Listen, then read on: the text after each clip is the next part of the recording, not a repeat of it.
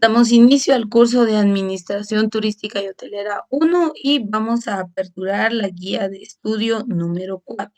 Para esta guía de estudio vamos a estar hablando de un tema nuevo, vamos a hablar de las áreas funcionales de la empresa. Cuando hablamos de las áreas funcionales, estamos hablando de que es importante e indispensable que la empresa maneje un sistema interno organizativo de tal modo que integre algunas áreas, algunas funciones, actividades, responsabilidades, departamentos, subdepartamentos, qué sé yo, personal dentro de esta para lograr pues un desarrollo, para lograr que la empresa sea productiva o que la empresa sea funcional. Es importante entonces que se establezca o que se estructure un diseño adecuado para lograr el buen funcionamiento. Cuando acá nos habla, bueno, el concepto nos dice áreas funcionales de la empresa y dice es el conjunto de funciones, actividades y responsabilidades realizadas en un departamento o área de la organización.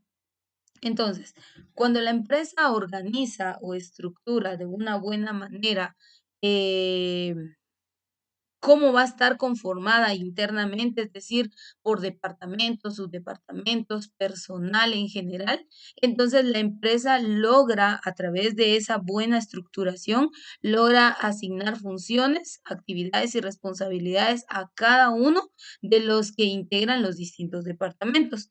Y entonces es ahí donde se logra la productividad. Entonces, vamos a ver a partir de aquí algunos aspectos muy importantes para poder ver ese conjunto de funciones, actividades y responsabilidades y lograr entonces así esa productividad. Dice, en las empresas se agrupan las labores en áreas funcionales a través de la aplicación de técnicas de organización. Si recuerdan anteriormente en la guía número 2 estuvimos hablando de qué es la organización como proceso administrativo. Y hablamos que la organización está dentro del proceso de la organización, perdón, encontramos la división del trabajo. Dentro de la división del trabajo encontramos la jerarquización, la departamentalización y la descripción de funciones. Entonces, es importante que se sepa, como dice, jerarquizar, es decir, definir líneas de mando, líneas de autoridad. Departamentalizar es distribuir en departamentos, subdepartamentos, áreas o subáreas a la empresa en general. Y descripción de funciones, dice, es decir, asignar tareas o responsabilidades que deba cumplir cada uno según el departamento, según el área o el puesto que se le ha asignado. Entonces es muy importante que se trabaje a través de la organización. Y al momento de trabajar a través de la organización, entonces se puede delimitar funciones, se puede atribuir responsabilidades, se puede definir cómo estará esa estructura o cómo será ese diseño o esas líneas de mando que se estarán viendo, que se estarán conociendo dentro de la empresa. Entonces son algunos aspectos sumamente importantes que nosotros debemos conocer respecto a lo que es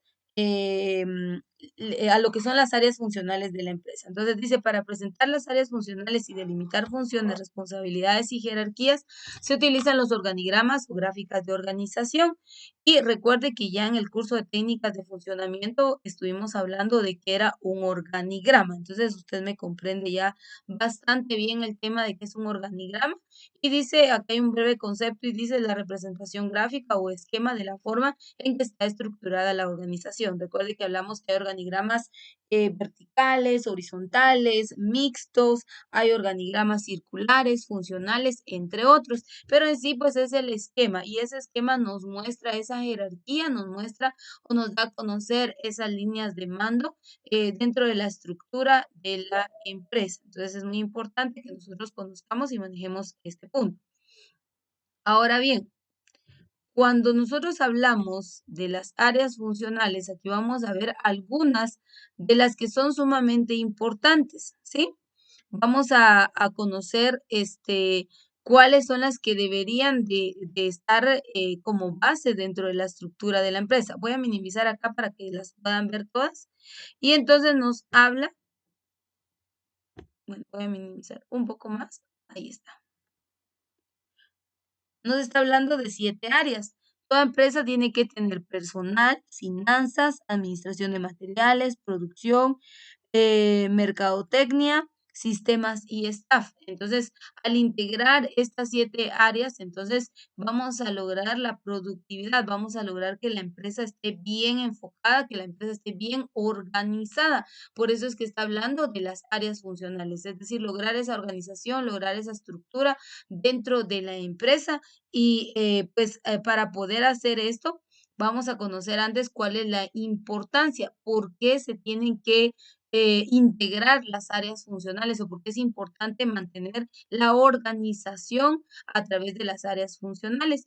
Entonces dice, punto número uno, a través de estas se logran los objetivos de la empresa. Mire, pues, cuando se tiene bien estructurada una empresa, es decir, se tienen bien definidos los departamentos, cuáles serán las responsabilidades, qué tareas, qué funciones debe cumplir la persona, entonces, vemos que hay resultados positivos y por ende, entonces, como dice ahí nuestro material, se alcanzan los objetivos. Recuerden que un objetivo es qué es lo que se espera, qué es lo que se pretende obtener o hacia dónde es que se pretende llegar o lo que se quiere alcanzar a través de lo que se esté realizando. Entonces, es muy importante que se tenga definido ese qué quiero a través de diversos procesos, sí, pero ¿qué es lo que estoy buscando? Y a eso responden los objetivos, a ese qué es lo que se quiere alcanzar.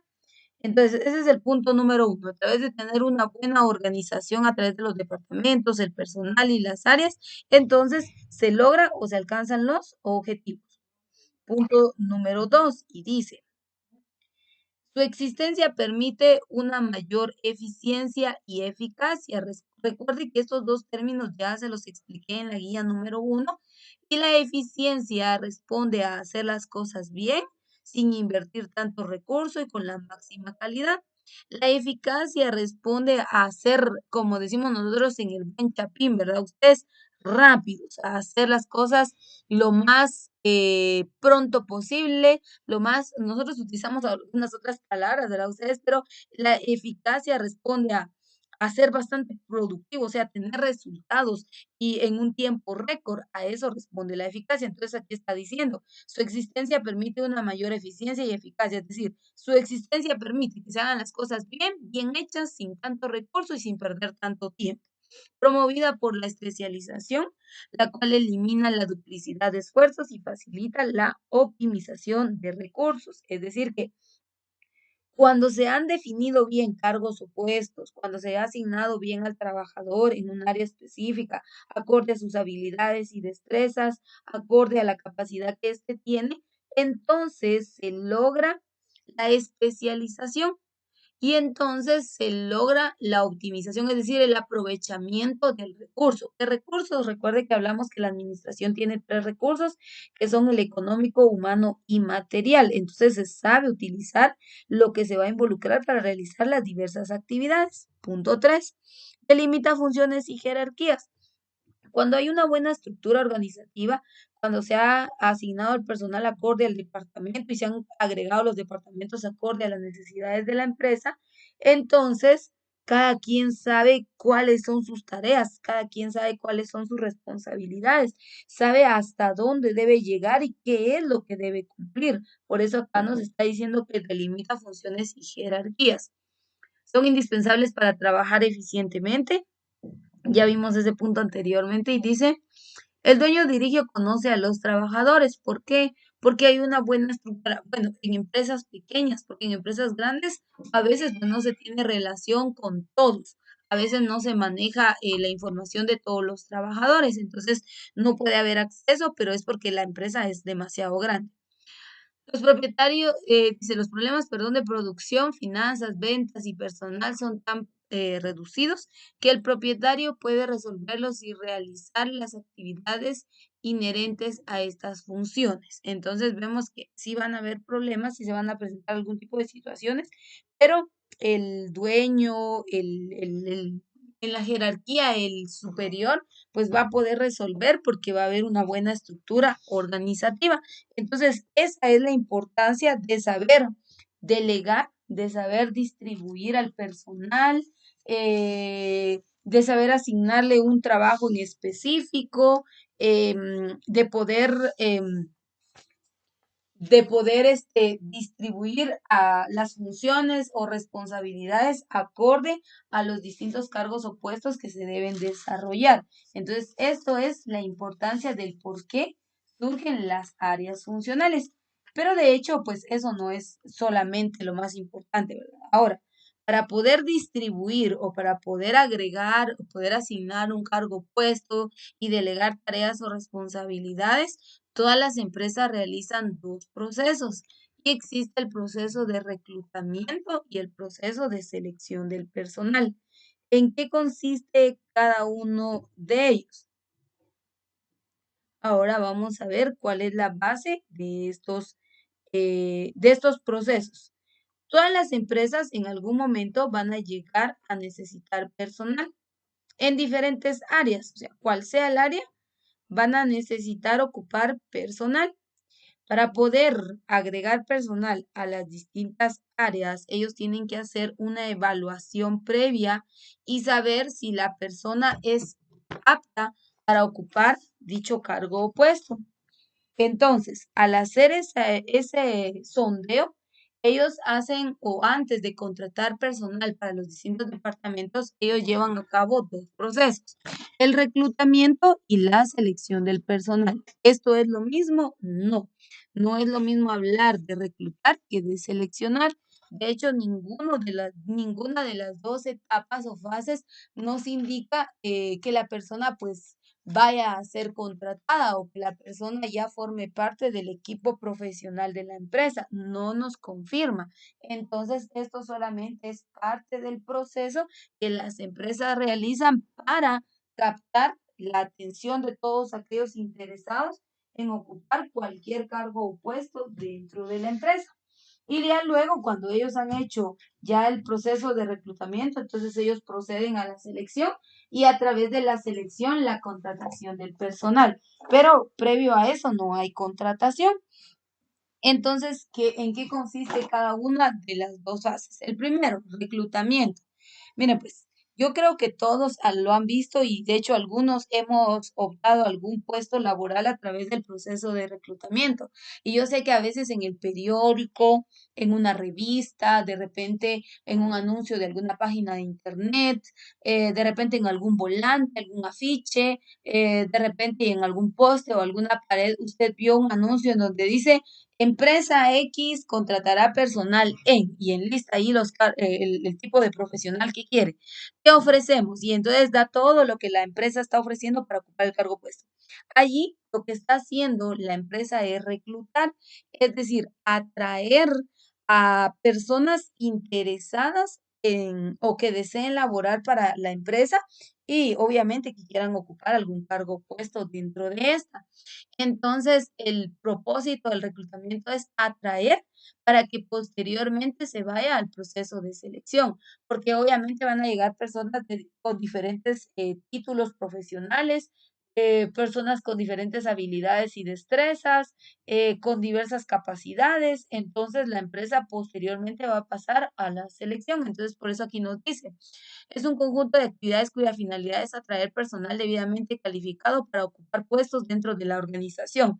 Pero aquí no nos está diciendo que las personas que lleguen pues ya van a ser trabajadores de la empresa. En algunos casos, si reúnen los requisitos del cargo o puesto que se pretende ocupar, pues definitivamente van a llegar a ser parte de la empresa o del equipo. Pero de lo contrario, pues se va a hacer una evaluación de todos los candidatos que llegaron a través de la selección. Entonces, ya la empresa hizo la parte del reclutamiento, que es atraer, que es llamar o dar a conocer el cargo opuesto a través de los diversos medios. Luego, ¿qué procede? Luego de haber hecho esto, entonces la empresa se va a la selección. Resulta que hicieron el anuncio, publicaron el cargo puesto y la vacante. Entonces viene la persona o todo aquel que esté interesado y envía su currículum vía correo electrónico, fax, va de manera presencial según la instrucción dada. Y entonces ahí ya se va a la selección y dice, Es un conjunto de etapas y técnicas mediante las cuales se realiza una evaluación de las características y aptitudes de los candidatos y se elige al idóneo. Entonces, ya la empresa hizo el reclutamiento, la empresa tiene al alcance diferentes currículum. Los currículum son expedientes personales, ¿verdad? Entonces, ya tiene la empresa varios y empiezan a seleccionar. Ah, bueno, entonces se va a contratar personal para tal cargo o puesto, la persona tiene que reunir tales requisitos, la persona tiene que, por ejemplo, qué sé yo, ser mayor de edad, tiene que tener vehículo propio, tiene que tener tal profesión, tiene que tener experiencia, y entonces empiezan a calificar y a seleccionar a aquellos que cumplen en su mayoría con los requisitos que exige el puesto. Entonces, allí se hace el proceso de selección y cuando se va seleccionando, luego de eso, imagínense que llegaron 10 currículum, de los 10 solo se seleccionaron 2 y de esos 2 se va a una comparación, quién es el que más califica y ya luego pues ya se va a un proceso, un periodo de prueba y pues por último se da la contratación. Pero toda empresa tiene que hacer o realiza un proceso de reclutamiento y selección del personal de tal modo que ubique en cada uno de los departamentos o áreas de la empresa, que ubique a personal debidamente capacitado y calificado para ocupar el cargo o puesto. Entonces, esto es parte del proceso que nosotros vemos. Entonces, es ahí donde la empresa, a través del proceso de reclutamiento y selección, pues hacen el proceso adecuado y posteriormente la contratación. Ahora bien, no me voy a detener tanto acá porque más adelante vamos a estar viendo en las siguientes guías de estudio, vamos a hablar de la ARH, que es la Administración de Recursos Humanos, y ahí vamos a estar viendo las técnicas de selección, reclutamiento y selección del personal.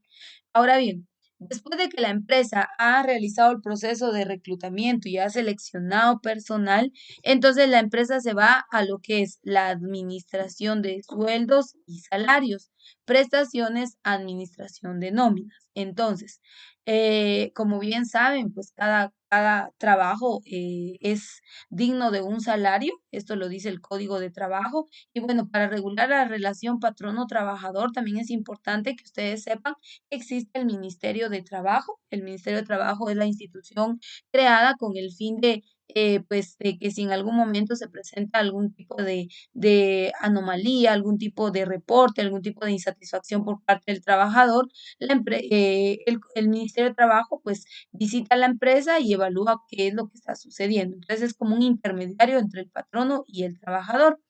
Pero también en Guatemala la ley habla, bueno, está el Ministerio de Trabajo y existe el Código de Trabajo, el cual regula la relación patrono-trabajador. Es importante que nosotros sepamos, ¿verdad? Y les invito a ustedes que puedan adquirir un código de trabajo, o esto por cultura general, que empiecen a leer y que conozcan cuáles son los derechos, pero también qué obligaciones contraemos al momento de, pues, llegar a un convenio con algún patrono.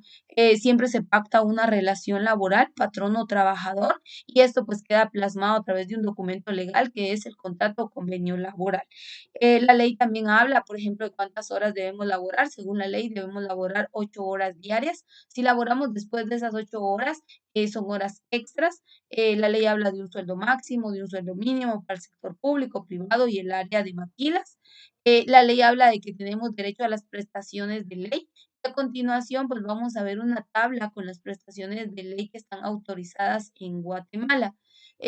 Algo muy importante es que la ley puede decir una cosa, ¿verdad? En este caso sería que hay 8 prestaciones de ley, pero si nosotros firmamos un contrato, dependiendo del tipo de contrato o convenio laboral, si lo firmamos y aceptamos las condiciones que el patrono nos está estableciendo, y ahí dentro de esas condiciones dice que no tendremos prestaciones, pero nosotros firmamos, entonces llegamos a un mutuo acuerdo. No sería correcto, ¿verdad? Que ya después usted quiera reclamar o exigir derechos cuando en realidad usted aceptó las condiciones laborales que se le plantearon.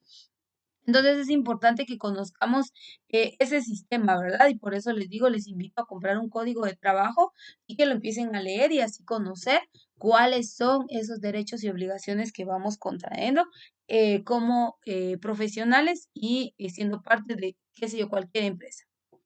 Ahora dice, administración de sueldos, salarios, prestaciones, administración de nóminas. Y dice, es el conjunto de técnicas cuya finalidad es lograr una retribución más justa. Vea, ahí está hablando de un pago justo, de un pago equitativo, es decir, que dependiendo el trabajo que se realice, pues así sea la retribución económica que reciba la persona.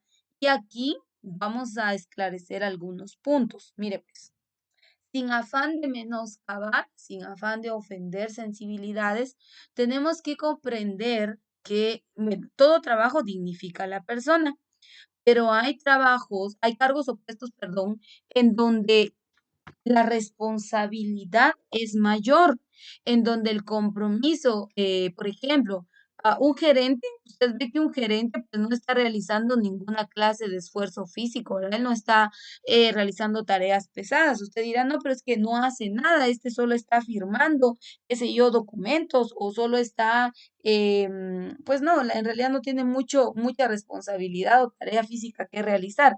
Aparentemente, responsabilidad y tarea física, no, pero la responsabilidad administrativa que conlleva su cargo o puesto es bastante fuerte. Por ende, hay cargos o puestos que también requieren de un nivel académico o un nivel profesional bastante mayor.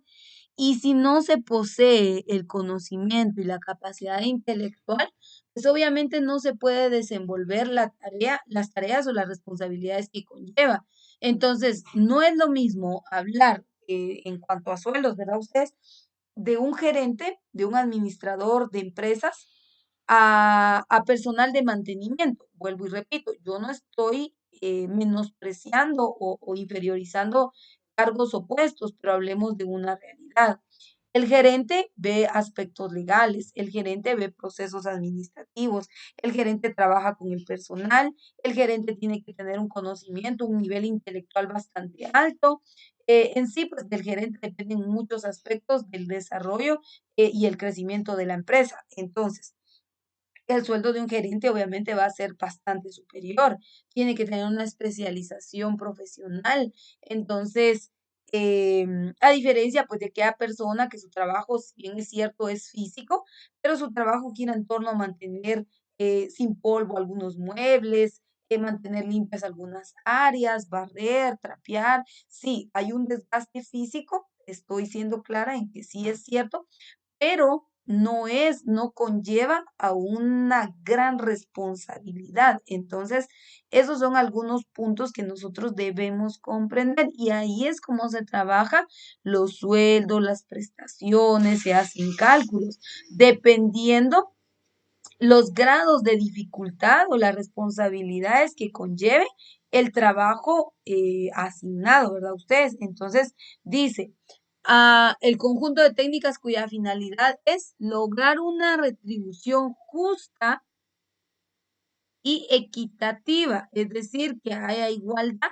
pero en estos casos no va a proceder a hablar, no es correcto, podría decir yo, que yo les hable de una igualdad en cuanto a montos y salarios, no es lo mismo. Entonces, consideremos estos puntos, ¿verdad? Para que luego pues no se vaya a malinterpretar la información. Entonces, todo va a depender de esa capacidad, de ese cargo o puesto que se esté desarrollando o que se esté desenvolviendo, ¿verdad? Ustedes, porque ya les puse dos claros ejemplos de si bien es cierto el segundo caso, vemos que es un puesto donde requiere de mucho esfuerzo físico, hay mucho cansancio, pero en realidad no hay un conocimiento, una capacidad intelectual. Entonces, eso es lo que hace la administración de sueldos y salarios. Y entonces se empieza a ver que dependiendo de las funciones, dependiendo de las responsabilidades, dependiendo del nivel jerárquico, entonces así sea la retribución más justa, el pago respecto a las tareas que se realizan. Antes